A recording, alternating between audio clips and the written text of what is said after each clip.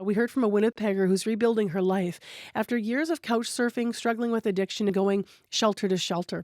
Gina Wilson is her name. She now lives at 259 Fountain Street. It's a transitional housing apartment block. It's part of a St. Boniface Street Links expansion. The organization believes that private property owners are a key piece of helping those who are ready to get off the street and into spaces of their own, especially while governments are delayed building new housing in our city. The Fountain Block is right around the corner from Siloam Mission in Winnipeg. It's a drug-free space. It doesn't allow outside visitors. In fact, it's locked all of the time. Tenants come from the emergency shelter in St. Vital or right from the street when they're ready, and they can stay anywhere from a month to a year before moving into affordable units if they're available. Or I should say when they're available, which is part of this flow-through picture. There's around-the-clock support, there's a stabilization unit on night, and there is overnight security. And I'm mentioning all of those things because they become important when you think about transitional spaces. This has been operating for just 8 months, the Fountain Block, in this way. Sam Tourond is a property manager and owner. I met with him outside the brightly blue painted block just a few weeks ago. Bought this building in, I believe it was 21, and then had it for a few years with tenants and had a on-site caretaker and a cleaner and that sort of thing. And then we ended up having a fire. There was a terrible tragedy here. Somebody was killed here before or during the fire when it had happened. And afterwards, when it was closed up and we fixed it,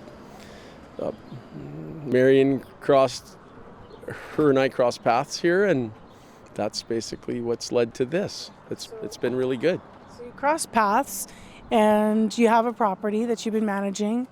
And what was it that appealed to you or intrigued you about maybe getting involved with this different model? It was just the idea that the building seemed to be the right model to help people, and St. Boniface Street Links has the existing setup at 604. And I had spoke to Michelle. She had come here and said, wow, this would really be great for us, is what she said, for them.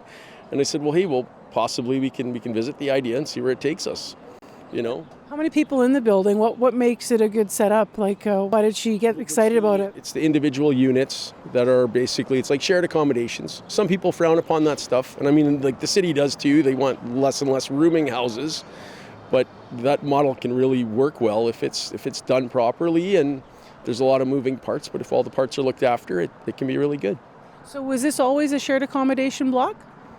As long as I've ever known it to be, yeah. When I purchased it, like the top floor is shared accommodations and the main floor is individual apartments.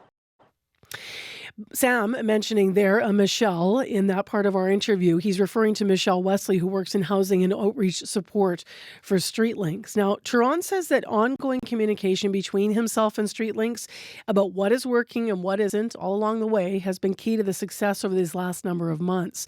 We moved inside the apartment lobby to talk more about how things are going so far. So the main floor all has their own separate apartments, like self-contained units, bathrooms, like full bathroom, full kitchen, either a one-bedroom or bachelor apartment. And then the basement's got the same thing. It's got one apartment down there with a laundry room and a couple storage rooms. And upstairs is 29 individual rooms that are just shared accommodations. You said Marion and you got to talking, it worked out, it would work for them. What works about it for you? The idea that it could help the community. That was the idea. Let's try something that if it's working, and this works, maybe we do this, and then maybe we do it again. And maybe if we're doing it, maybe other landlords or other developers or something maybe use the model. I'm not sure, but. Were you skeptical at all at first? It's a big change. I was, but I mean, I knew the challenges I had before too were like, if I'm gonna have the challenges, maybe having like different groups that are around that have basically different things they bring to the table was like, hey, let's try it, so. Why do you care about that, Sam? Why do I in the community? Yeah. Well, it's the right thing to do. I mean, really, like it's, if you can have it here where, like, I don't know if you, like outside, there's a park next door. The area here has had situations happen where maybe people spent less time outside, were maybe not feeling safe. But if you build an environment here that's helpful for the people inside, well, that affects the people outside.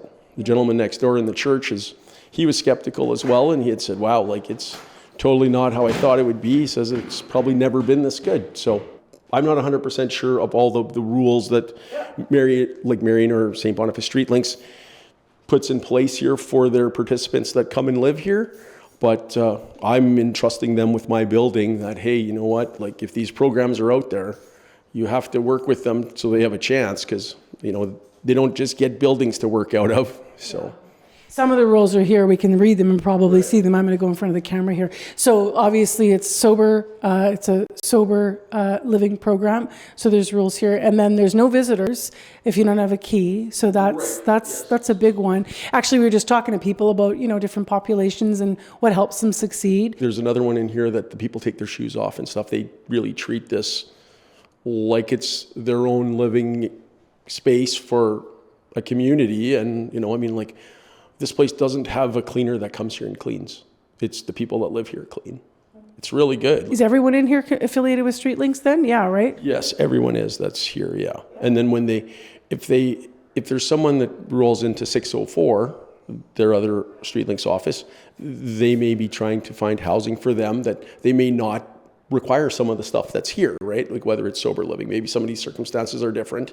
People come out of hospitals with different issues and stuff. So they're looking for housing where they can be the support for them, but they still need a place. So like I have other rentals too that we visit the idea, and some of those are a little more challenging because there isn't the same thing as the security here in the community living.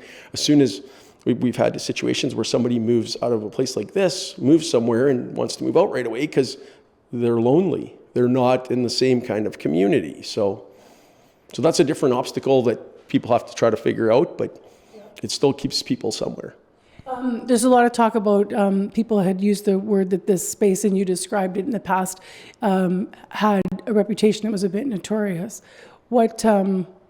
How's it described now? I mean, you're talking about the church next door, looking at it differently. How's it described now? It's totally different. It's a place where people come to heal, I guess, and to move forward. Like the idea is not to have people live here and stay here forever. It's for them to come in and not be pushed out, not be forgotten about, and just, hey, you spend some time here. You go through the programs, and then you find a place, or they help you find a place, and you go from there. Would you do this model in another building?